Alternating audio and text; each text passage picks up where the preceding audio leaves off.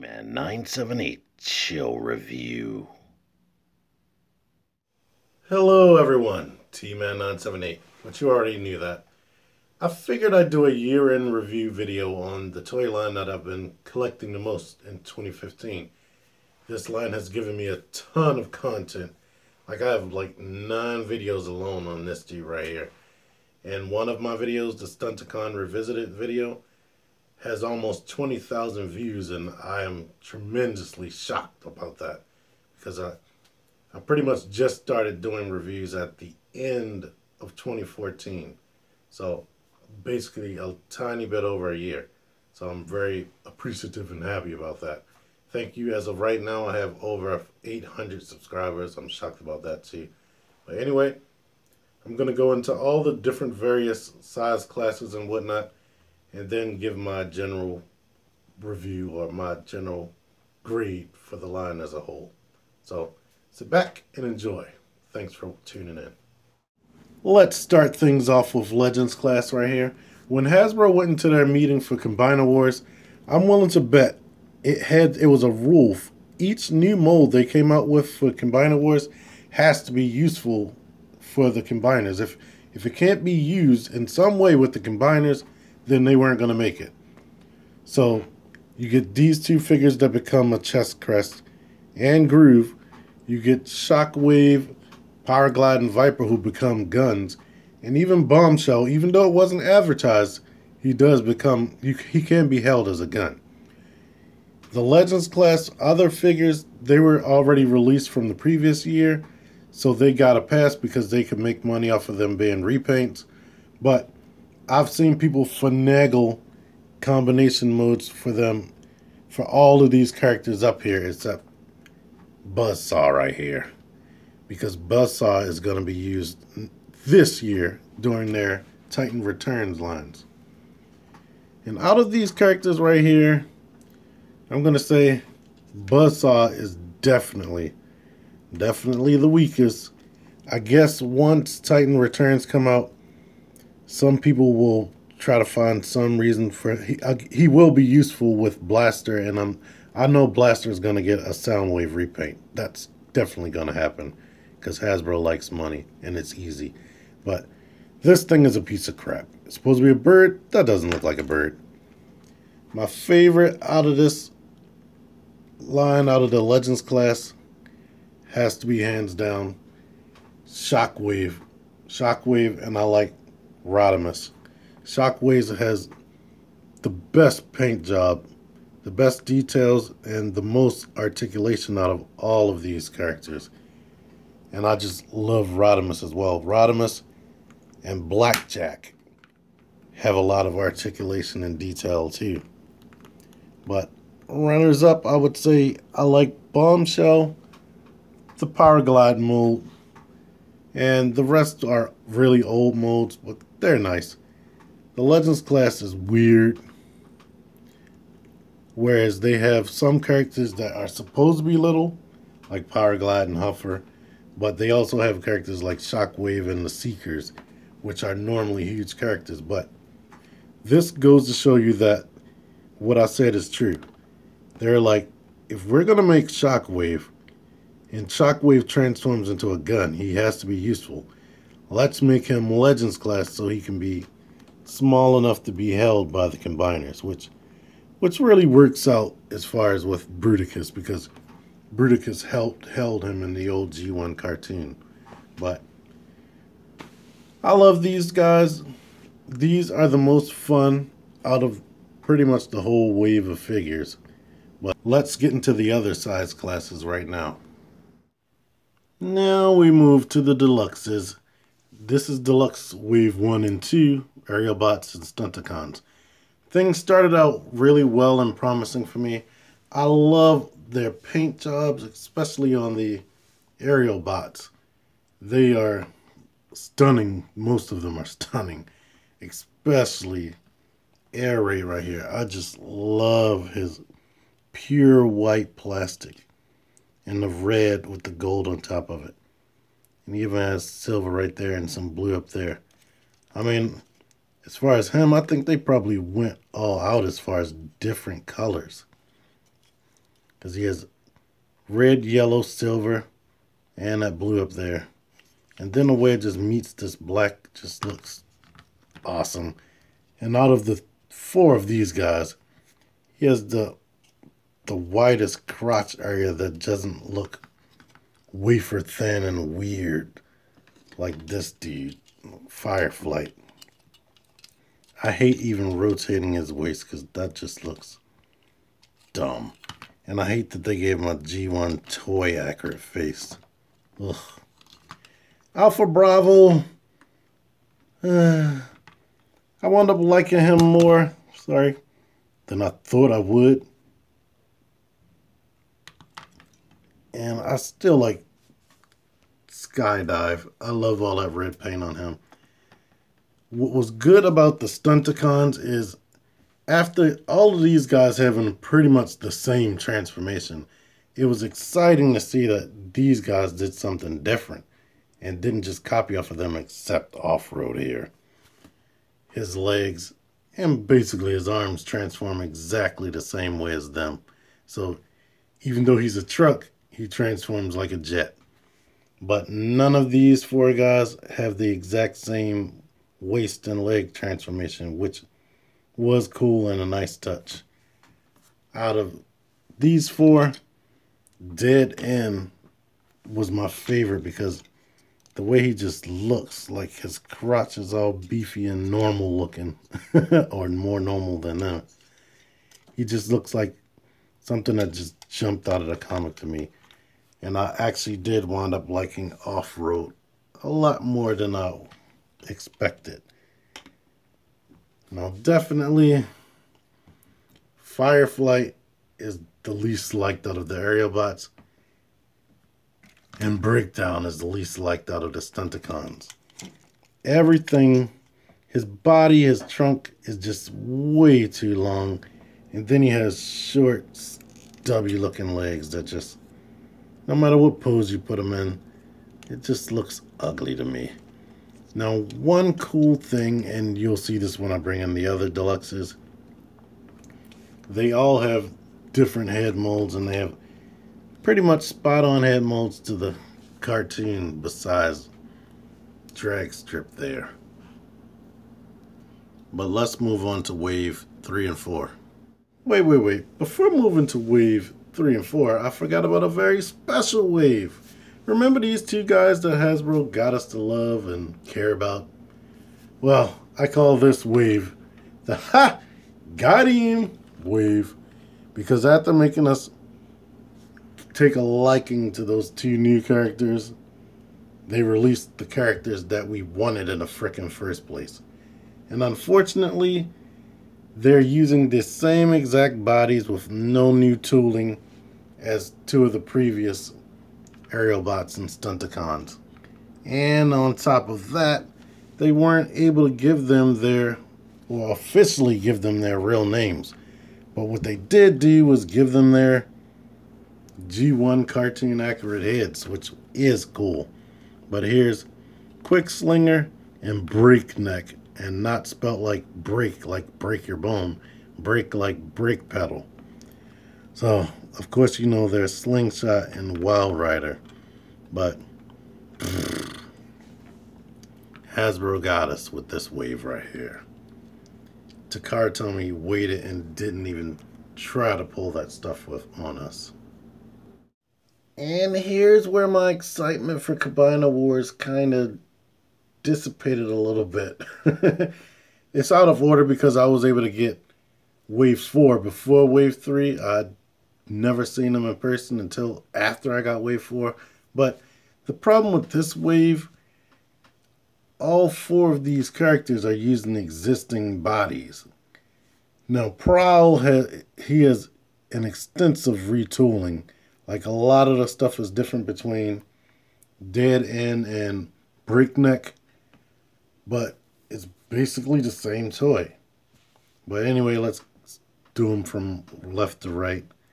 Sunstreaker and Prowl were the 2 characters I thought I was going to like the most. But Sunstreaker, once I opened him, I realized, oh yeah, he has Breakdown's body. and breakdown sucks to me. What sucks even more, they're being cheap by giving them the same bodies, but they didn't even bother giving them new weapons. Out of all of these, they all have great head sculpts except Ironhide to me. I mean, I do not like the look of his face. I mean, look at his eyes. That is so weird looking. He doesn't look like Ironhide to me. And then they didn't even bother painting his weapon. He's alright, but he's just so boring. I do like his truck mode. Prowl. I love Prowl. As you can see, I gave him probably the best pose out here. But that head sculpt is just awesome. I broke that horn off a couple of days after I bought him. And I love that he has a newer weapon. He's the same weapon as Streetwise, but I got him first. So him actually coming with a new weapon and it being a cool triple barrel shotgun is awesome. Now his color scheme is a little bit iffy. I don't know if I like the whole black thighs with black fists and the gray crotch, but he's definitely one of my favorite out of the whole line. But the surprise out of this wave was Mirage to me. Besides the problem I had with his legs popping off until I put floor polish on there, Mirage, I'm just so shocked that I like him so much. Like, I love that all of that's just white paint. It gives you like a cool G1 feel. Like, you almost, looking at it, you almost feel like that's die-cast metal under there, but it's not. Because all these guys are cheap and hollow feeling. But they painted the forearms. He has a ton of paint. And I might add that all of these, except Prowl, even have silver painted rims. And that is a nice touch, along with their silver painted combiner parts. This wave right here, whew, the Protectobots Wave 3. Whew. It's almost the same deal as the previous wave I just showed off. But Streetwise, I mean, they barely painted him at all.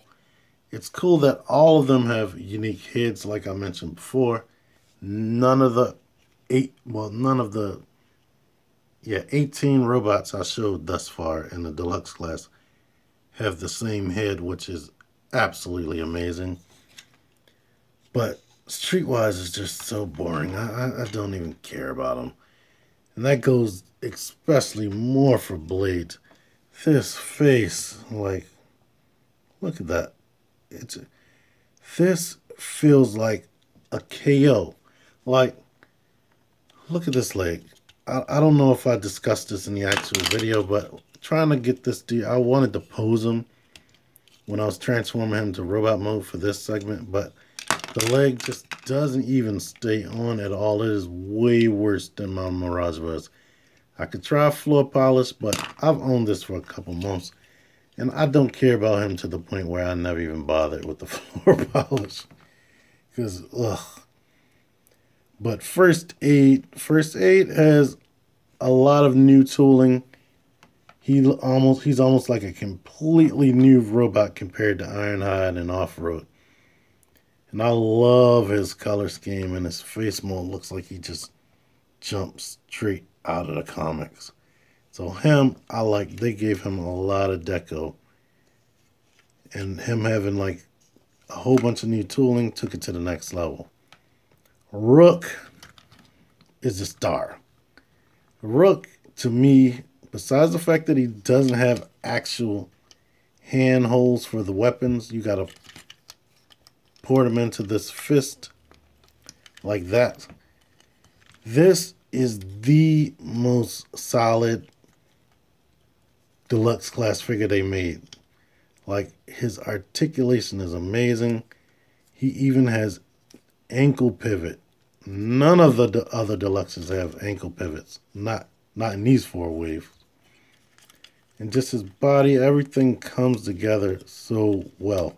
His only problem is the hollowness right there. But not until right now, before doing this segment, did I pay attention to this. I might have mentioned it in my review, but it didn't bother me till like right now. It looks kind of bad, to be honest, but still, I say he is the most solid deluxe figure out of all of them. It's like, I feel like this is what they went all out on, trying to make him better than anything else.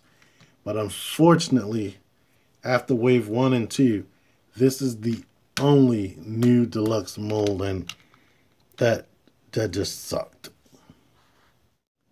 Oh boy, we're almost there. Voyager class. Silverbolt and Cyclonus. A decently solid mold. I honestly think the forearms are way too big. And their main problem, the backpack. The backpack just gets so much in the way. And I love that they were able to extensively retool these guys so that the vehicle modes look completely different. Cyclonus is a little bit too dark purple to me. I love the silver little bits on his body. The head sculpt, nah, I don't know. It's good, I guess. But I really don't care about him too much. I thought I would like him most. I like the vehicle mode, but not the robot. I honestly don't even care about him. But these are decently solid figures. The Motormaster Prime mold is decently alright too. It's actually good. Gripes that I have are the feet. I wish he had like ankle pivot, because getting the dude to stand up, I mean, you can see I'm doing a decent good job because of the angular bits of the feet make it a little bit easy to stand, but something about it just could have been better. The forearms, just like the Silverbolt mold, are too long. He has definite monkey arms because he can almost touch his freaking toes about standing up. I love that all three of these have different head sculpts. I like his the best. And I like Motormaster the best as far as robot modes.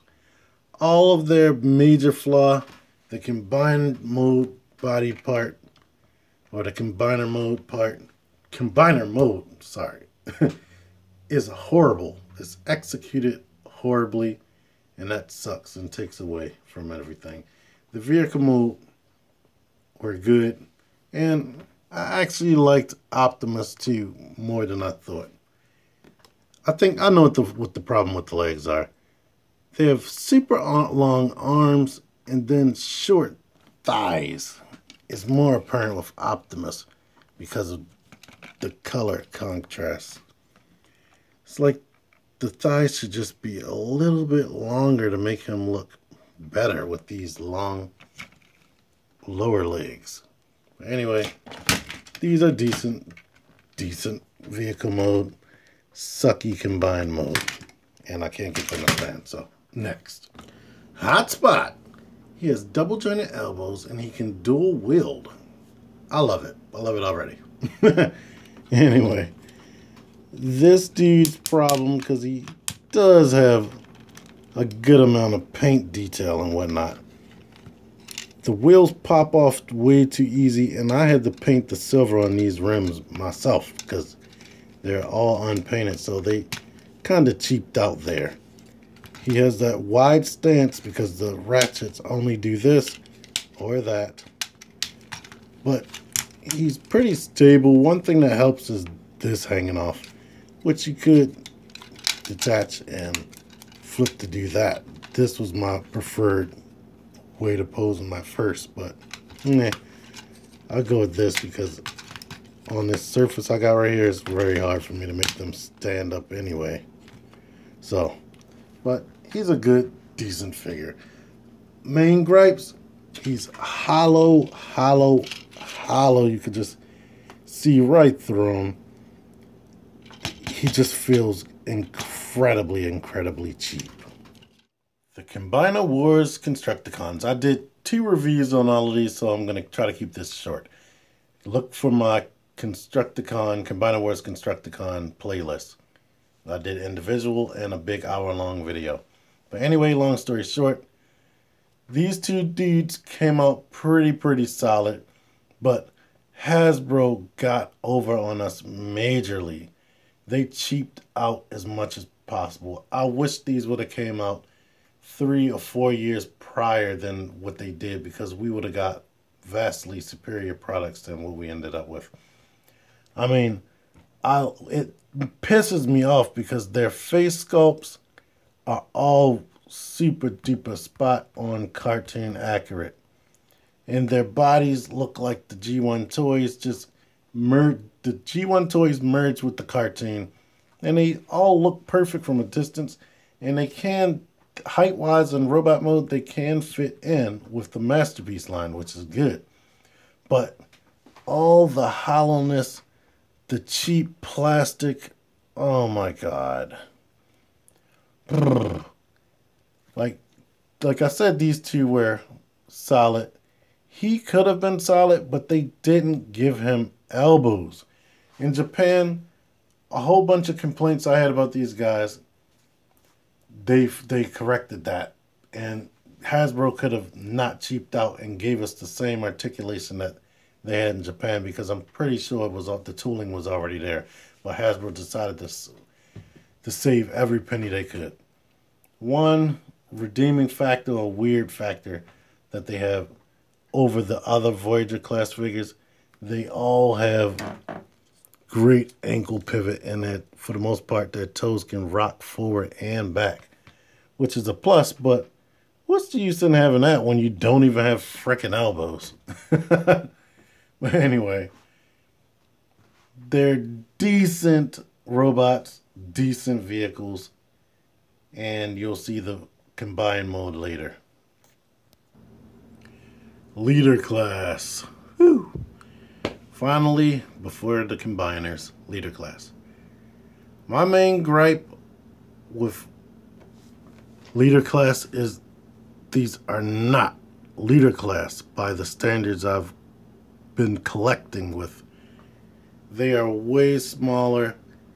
They are hollow as hell. They don't have electronic lights and sounds. And they should be classified as what they are, ultra class. And ultra class ended at being $29.99 before they phased ultra class out. And these figures should not be any more than $29.99. Highest I'll give them is $34.99. So this is the main class that Hasbro spent a lot of time trying to get over on us. And I don't think they succeeded, because it's hard to find any leader class figures besides these two, and they were the first wave. So I don't believe they're selling as well as Hasbro wants them to at $45. And leader class used to be $39.99. These should not be more than $39.99. But anyway, to get into it, I like Ultra Magnus a lot. He does have a few issues. He's hollow and light as hell, like I was just complaining about. They didn't give him wrist swivel, which was definitely disappointing to me. And they kind of cheaped out a bit on the paint. I mean, he's just mostly unpainted plastic. This Megatron, if I would have found him first, I probably wouldn't own him. I mean, he's decent. I mean, it's cool to have a newer, updated Armada Megatron, but it's not really Armada Megatron.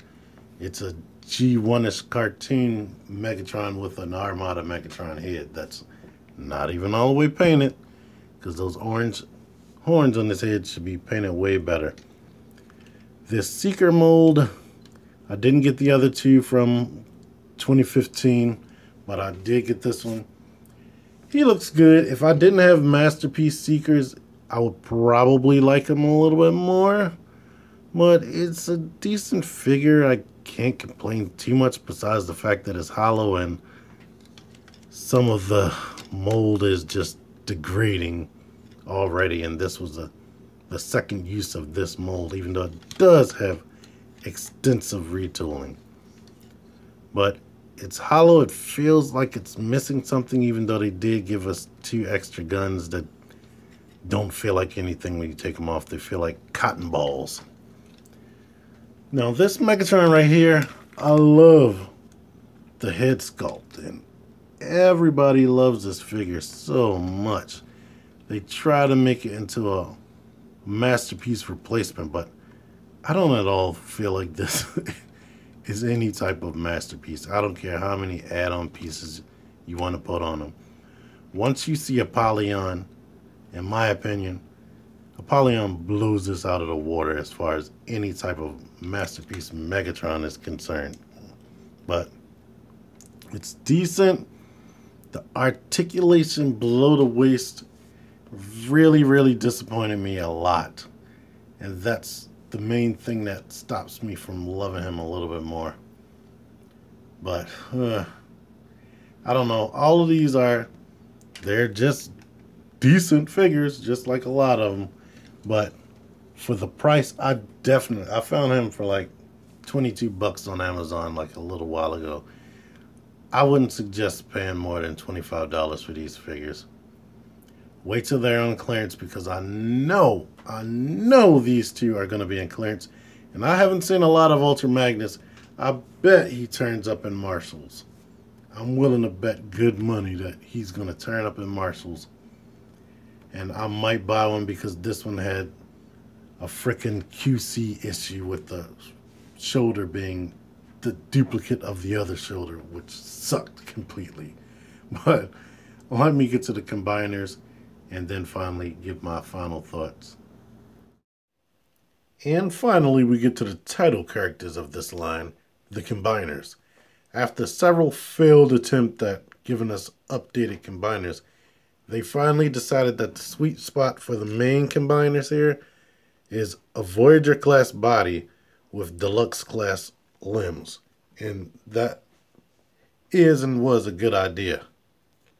And then with the granddaddy of combiners, Devastator, they decided to throw all that out the window and say, let's give people 6 huge Voyager class figures that becomes a big gigantic robot.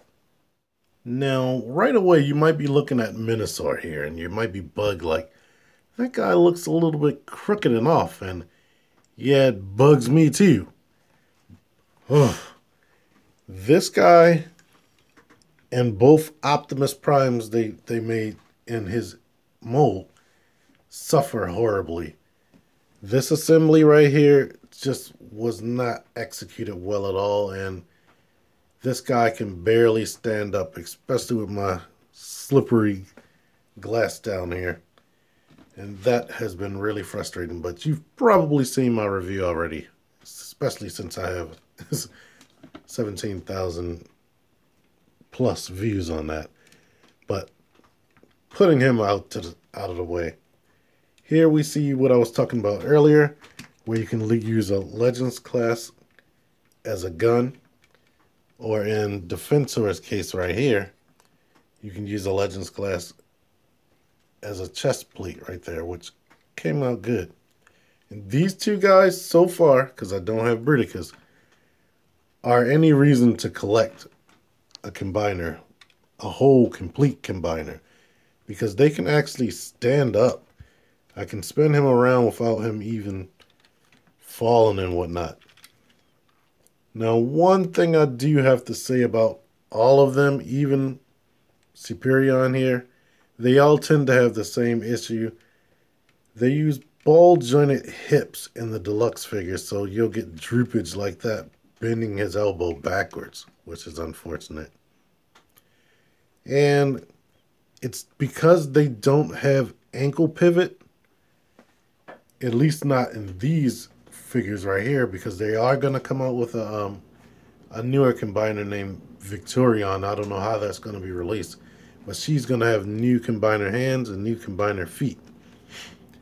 Because they don't have ankle pivot, getting them to stand in a good pose is very difficult, even though these two have more stable bodies.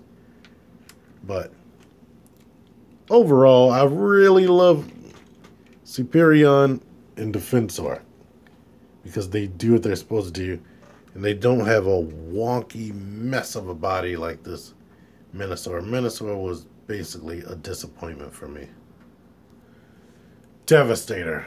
Devastator had to be done separately because he's different from all those other combiners. And whew, Devastator for me is a dream come true. I mean, like, look at him. I mean, that is G1 cartoon freaking Devastator fully realized. I mean, a lot of people diss on him and hate on him because there are other third-party options out there, and they've already spent their money on that $600 thing, or in some cases $400, and they've been already owning it for years. But this is a great official version to me. And what those figures don't have is this guy actually looks like he's supposed to look. All the others are like greatly stylized. The only issue that this guy has that stops him from having his complete cartoon look are the treads right here are permanently affixed to his sides instead of being parts of the arm. But I can live with that. And another thing, that foot. Why they didn't make this the front of the mixer truck, I have no idea. And why they made it that small, I have no idea. But this toy has a ton of articulation and it's very, very, very beautiful to look at. Only other issues I can think of is the holes back here as far as his overall combined look. But man, it came out very well. It's nice and sturdy and stable. He has ankle tilt. I was so happy to find that out, that he has ankle tilt, because the last Titan class figure, Metroplex, didn't have that, and that definitely took away from him.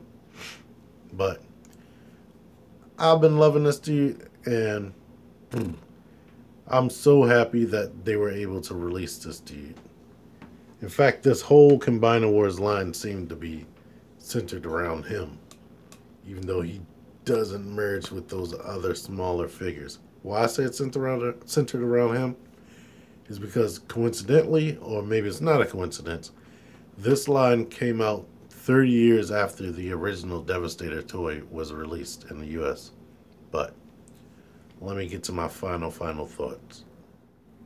Finally, after a few days of recording all these little segments, I'm at the end, and I figured I'd leave you with my top 10 2015 Combiner Wars characters slash figures. I say characters because some of these are comprised of multiple figures, and that gives you a lot of figures to buy to get that one character. So I hope you don't feel like this is cheating.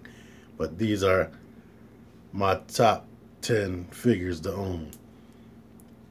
Definitely Devastator, you have to own the full combined form of Devastator.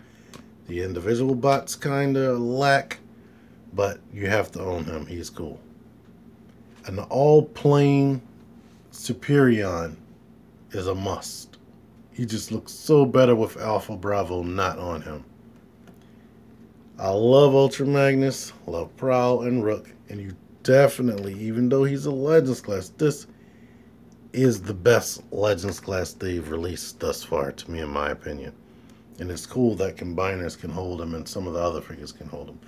But in the end, the grade, I have to give this line like somewhere between 65 and a 70. Since 60 is passing nowadays in school.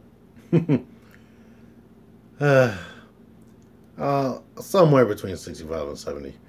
Because this line could have been way better than it is, but Hasbro cut so many corners. And what really pisses me off as a long-time collector, now I understand things can't stay the prices they used to be. Deluxes were $9.99, $10 for years upon years. In the past 5 years, they started going up a bit, And now you go to a store and you can see Deluxes at $16.99. Whew. Now, I had respect for the price going up a couple dollars when the quality remained the same. But now, the quality has completely diminished. They're hollow. They fall apart easy. Some of them break as soon as you open them out of the packaging. They have paint mishaps. They have other QC issues. And it's like they're completely lackluster, and they're starting to feel like dollar store toys. And if they're going to raise the price, I can't respect that. Now, if they raised the price and kept the quality the same, I'm cool with that. And that happened like 2010, 2011, 12, that happened. But this year with this line, they've raised the price up even more than it used to be and completely lowered the quality, and I don't like that. And that's what killed this line for me. It's like in 5 years, I can see that Transformers are going to be all the way back to G1 with no articulation at all, just like they're doing with Robots in Disguise experimenting with. And I don't know if they're succeeding there, but I can't see these things getting any better as it goes on, and I'm probably gonna not be a Hasbro Transformer collector anymore when that happens. Like next year looks like the quality is still on this level, but unfortunately I see other companies jumping on the trend that Hasbro has taken up. A doll I bought for my daughter for $20. Looked nice, had a lot of clothes and accessories. She opened it up Christmas, took the pants off. The legs had no knees, and they were made out of completely hollow plastic. Like, dolls used to have like a rubbery type texture that had like some type of knee joint in a Barbie type doll, where if you were to walk in the room and step on it by accident, the legs bend. This doll, I swear, if you step on that doll, it's going to break into pieces and sharp plastic shards and go into your foot. And I noticed that they're doing that even with Monster High. Let me get off of dolls after this. All toys are starting to suck or have bad paint or lack of articulation and engineering, and that's really horrible. I don't want that to go on. Hasbro, please stop being cheap. I know if you gotta stop putting those comic books in, please don't put no stupid comic book in there if that's gonna make the toy have lower quality. I mean, comic books are like $3 a pop. And I don't know if I complained about this in another video, but put that $3 back into the figure. Forget a comic. Just continue with that cartoon that you're promising for generations going forward. But other than the price and the lack of quality, I did have fun with a lot of these figures. Like, I was already going on and on about most of these in this video, so I did have a lot of fun with these. I just want that quality back, or I'm going to have to jump ship and stop collecting from Hasbro and move on. But anyway, if you sat through this entire video, thank you so much. Let me know that you liked it in the description, in the comments. Is there anything you didn't like or think I could do better next year? Put that in the comments. Subscribe if you haven't subscribed. And if you sat through this, you know you want to subscribe. Until next time, T-Man 978 out of here.